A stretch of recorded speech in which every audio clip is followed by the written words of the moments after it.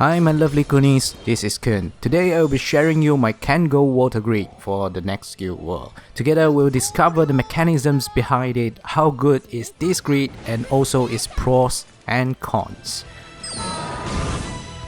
We're now stepping from the normal attack era to one turn kill era, so being powerful is no longer enough. You need to kill things in one turn, such as the EX boss in Guild War. You need to one turn kill EX to unlock EX Plus. The Rise of the Beast event, where you also have to one turn kill normal mode to unlock the more difficult version of the bosses. And of course, race for MVP in race within the shortest possible time or turn. This is one of the new directions of grim fantasy we can't deny, and the future is now. That's why I decided to build a Kengo water grid, which emphasizes more on chain attack instead of very popular Varuna and Europa grid, where the highlights are those very solid and powerful normal attacks. This Kengo water grid mainly focuses on three things: CA damage cap, CA damage, and charge bar gain. So basically you will need 2 to 3 blue spheres and 1 to 3 Tyros Zithers for this grid to work. Each copy of blue sphere increases your CA damage by 9.5% and CA damage cap by 5%, while each copy of Zither increases both CA damage and CA damage cap by 9.5%. However, because the maximum boost of same type of sentence skill is capped at 30%, so we will need to increase both Tsunami sentence skill and Elizi sentence skill together to push the total CA damage cap bonus to 50%, 60% or even 75% if you are also using Dark Opus or Ultima weapon, in order for you to deal as much damage as possible. For short battles, when you want to do one punch or just a few turns of hits, you can use Ultima Katana or Merglace as main weapon. But if you want to fight more than 5 turns, I suggest using class champion weapon, the Unsigned Kaneshige, for the battle. The idea of using class champion weapon is like driving a train. You need a very powerful engine to move the wagons behind you. Your main character is the engine. By powering and speeding up the charge bar, you'll be able to do chain attack more consistently. This is extremely easy to achieve if you have characters like Alter and Lilulu to boost your charge bar. Other characters like Yoda and Vajra would definitely be an added advantage if you decided to go with this build. Vajra is my biggest regret. I got more than 600 pulls when she was out, but I was so busy and I didn't pay attention to her power, her beauty and her cuteness, so I can still feel the pain for not pulling this character until today.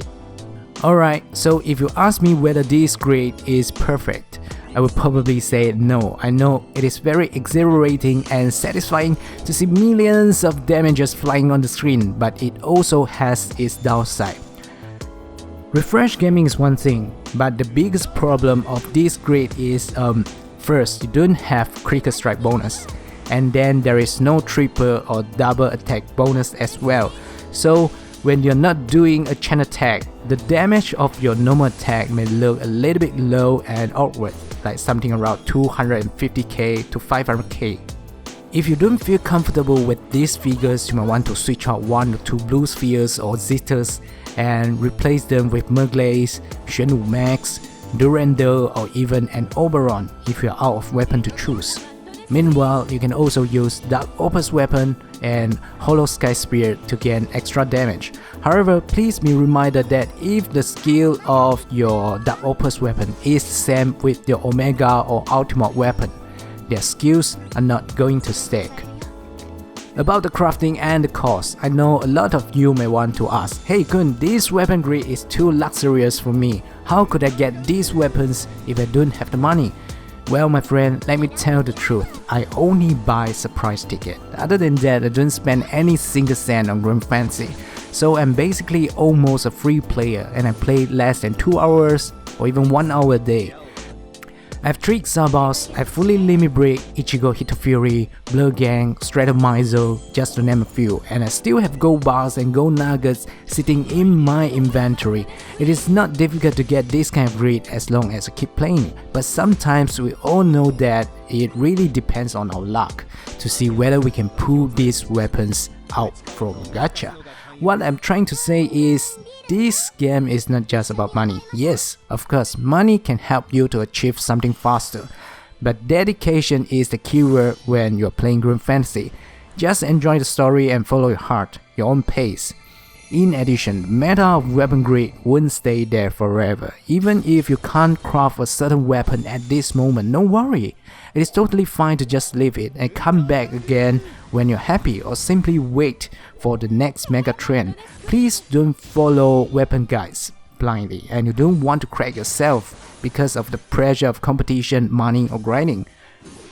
Alright, that's all for today. If you think this video is helpful, you may like my other videos as well, so don't forget to check them out. Remember to subscribe to my channel and ring the bell. If you want to buy me a coffee, you can also support me through Patreon. Know your game, know yourself, and play like a pro. Take care, my friend. I will see you again really soon. Ciao.